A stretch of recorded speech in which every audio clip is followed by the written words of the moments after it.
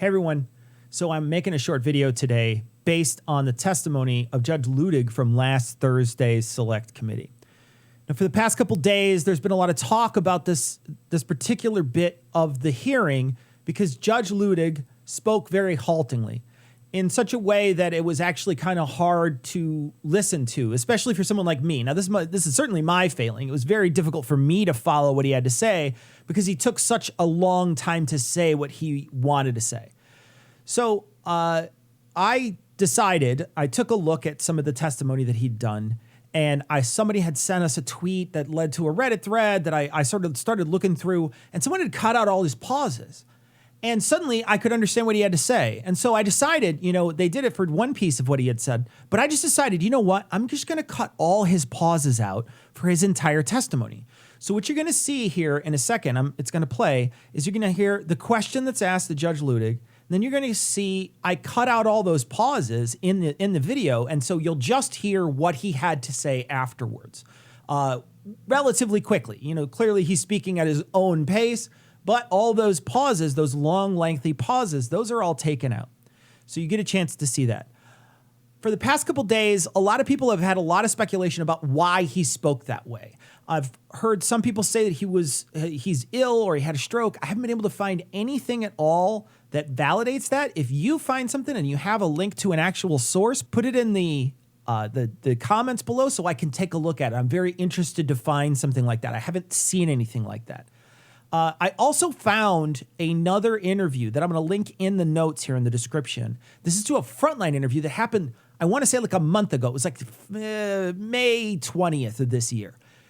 Go check out this interview. Now, I'm actually going to let me just play a clip for you right now. I'm going to play a clip for you right now of this interview.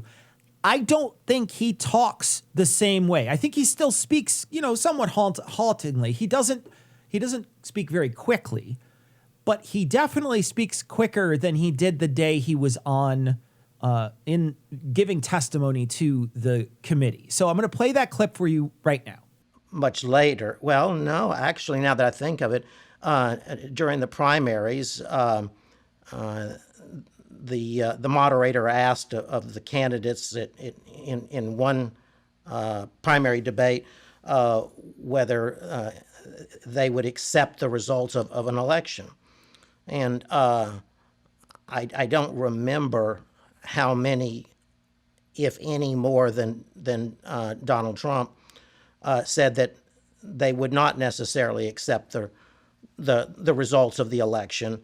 Okay, so make your own judgments. I don't know. You can watch that entire Frontline interview. Like I say, the link is in the description below. I'm not sure. It seems like he's speaking quicker to me, but I'd love to hear your thoughts. Definitely leave them below. So now, here's Luttig's testimony with the question that leads up to it. I believe he was asked 4 or 5 questions. I edited out all that audio, the audio silence, so you could just watch it and listen to it. So here it is. Judge Luttig, thank you as well for being here with us today. You issued a very important statement earlier today, which I urge all Americans to read. And I'd like to ask you, Judge, about one of the sentences in your statement and ask if you could explain to us the significance of it. You say, had the Vice President of the United States obeyed the President of the United States, America would immediately have been plunged into what would have been tantamount to a revolution within a paralyzing constitutional crisis. Could you elaborate on that for us, Judge? Thank you, Madam Vice Chairman. That passage in my statement this morning referenced the most foundational concept in America, which is the rule of law. Thus, as I interpret your question, you are asking about that foundational truth of these United States, which we call America. The foundational truth is the rule of law. That foundational truth is, for the United States of America, the profound truth. But it's not merely the profound truth for the United States. It's also the simple truth, the simple foundational truth of the American Republic. Thus, in my view, the hearings being conducted by this Select Committee are examining that profound truth, namely the rule of law in the United States of America. The specific question, of course, before you and before the nation, not before me, is whether that foundational rule of law was supremely violated on January 6, 2021. Now, to the question specifically that you asked, Madam Vice Chair, I believe that had Vice President Pence obeyed the orders from his president and the President of the United States of America during the joint session of the Congress of the United States on January 6, 2021, and declared Donald Trump the next President of the United States, notwithstanding that then President Trump had lost the Electoral College vote as well as the popular vote in the 2020 presidential election, would have plunged America into what I believe would have been tantamount to a revolution within a constitutional crisis in America, which in my view, and I'm only one man, would have been the first constitutional crisis since the founding of the Republic. In fact, on December 19th, 2020, just 4 days before Dr. Eastman sent this memo, Dr. Eastman himself admitted in an email that the fake electors had no legal weight, referring to the fake electors as, quote, dead on arrival in Congress, end quote, because they did not have a certification from their states. Judge Luttig, did the Trump electors in those 7 states who were not certified by any state authority have any legal significance? Congresswoman, there was no support whatsoever in either the Constitution of the United States nor the laws of the United States for the Vice President, frankly, ever to count alternative electoral slates from the states that had not been officially certified by the designated state official in the Electoral Count Act of 1887. I did notice in the passage from Mr. Eastman's memorandum, and I took a note on it, and correct me if I'm wrong, but he said in that passage that there was both legal authority as well as historical precedent. I do know what Mr. Eastman was referring to when he said that there was historical precedent for doing so. He was incorrect. There was no historical precedent from the beginning of the founding in 1789 that even as mere historical precedent, as distinguished from legal precedent, would support possibility of the Vice President of the United States, quote, counting alternative electoral slates that had not been officially certified to the Congress pursuant to the Electoral Count Act of 1887. I would be glad to explain that historical precedent if the committee wanted, but it would be a digression. And you have written that Dr. Eastman's theory that the Vice President could determine who the next President of the United States is, in your words, incorrect at every turn. Could you please explain briefly your analysis? It was my honor, Mr. Wood, to have you serve as my law clerk. I could answer that question perfectly if I had at my disposal either Mr. Eastman's tweet or my own analytical tweet of September 21st, but I don't. But that said, let me try to remember the analysis of Mr. Eastman's analysis. And Judge, I can read to you and to the audience, I think what was a really key passage from your very insightful analysis when you wrote, I believed that Professor Eastman was incorrect at every turn of the analysis in his January 2nd memorandum, beginning with his claim that there were legitimate competing slates of electors presented from 7 states, and you've already addressed that issue. But your next sentence said, continuing to his conclusion that the Vice President could unilaterally decide not to count the votes from the 7 states from which competing slates were allegedly presented. So what was your basis for concluding that Dr. Eastman was incorrect in his conclusion that the Vice President could unilaterally decide not to count the votes from these disputed states? As I previously stated in response to Congresswoman Cheney, there was no basis in the Constitution or laws of the United States at all for the theory espoused by Mr. Eastman, at all, none. With all respect to my co-panelist, he said, I believe in partial response to one of the Select Committee's questions, that the single sentence in the 12th Amendment was, he thought, inartfully written. That single sentence is not inartfully written. It was pristine clear that the President of the Senate on January 6th, the incumbent Vice President of the United States, had little substantive constitutional authority, if any, at all. The 12th Amendment, the single sentence that Mr. Jacob refers to, says in substance that following the transmission of the certificates to the Congress of the United States and under the Electoral Count Act of 1887, the Archivist of the United States, that the presiding officer shall open the certificates in the presence of the Congress of the United States in joint session.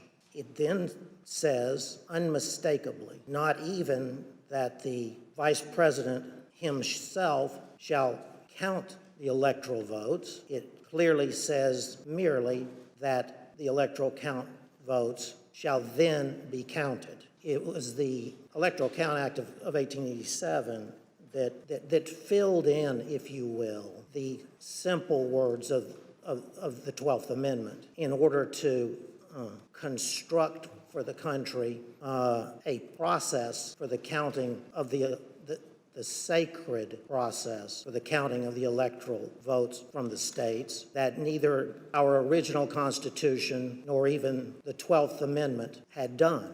The irony, if you will, is that from its founding until 1887, when Congress passed the Electoral Count Act, the nation had been in considerable turmoil during at least 5 of its presidential elections, beginning as soon thereafter from the founding as 1800. So it wasn't for almost 100 years later until the Electoral Count Act was passed. So that's why, in my view, that piece of legislation is not only a work in progress for the country, but at this moment in history, an important work in progress that needs to take place. That was long-winded, I understand.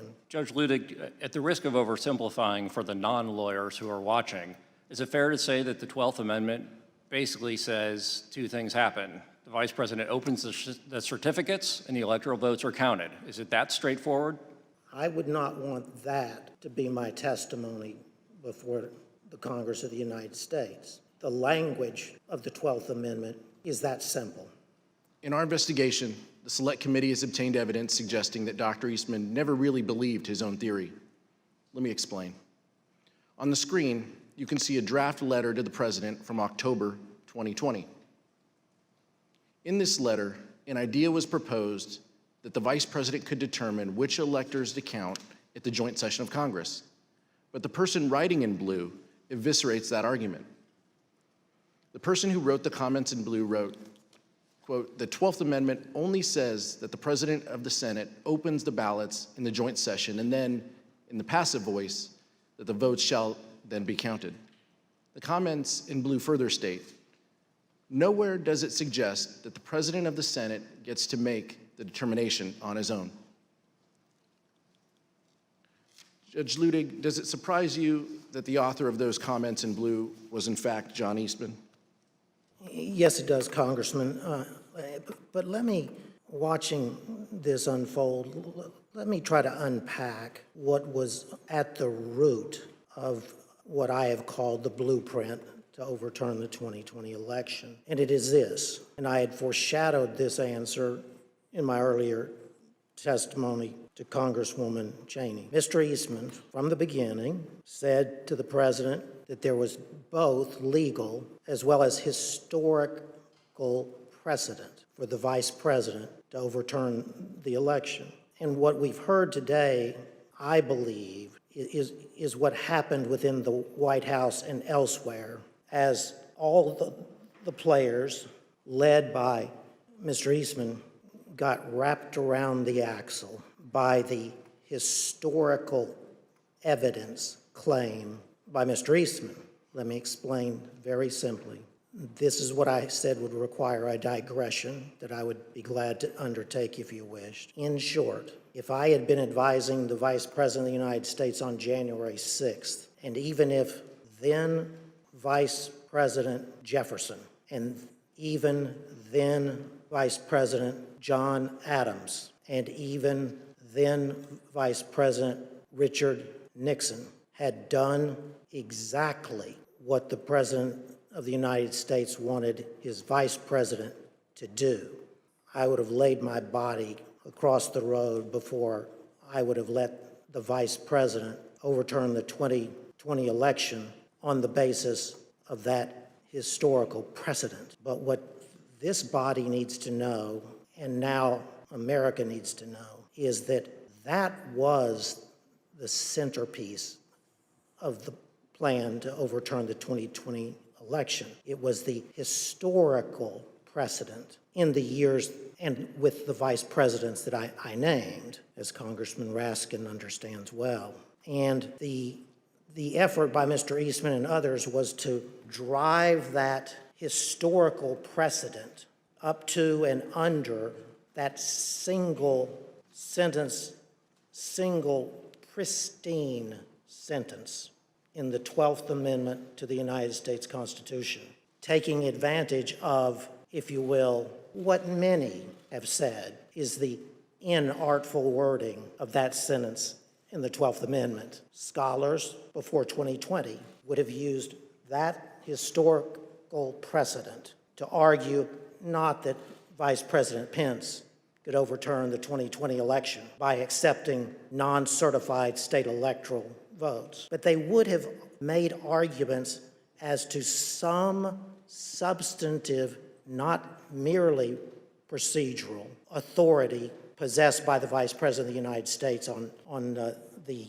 statutorily prescribed day for counting the Electoral College votes. This is constitutional mischief. Judge Luttig, I want to give you an opportunity to share your thoughts on the ongoing threat. You've written the clear and present danger to our democracy. Now is that former President Donald Trump and other political allies appear prepared to seize the presidency in 2024 if Mr. Trump or one of his anointed candidates is not elected by the American people.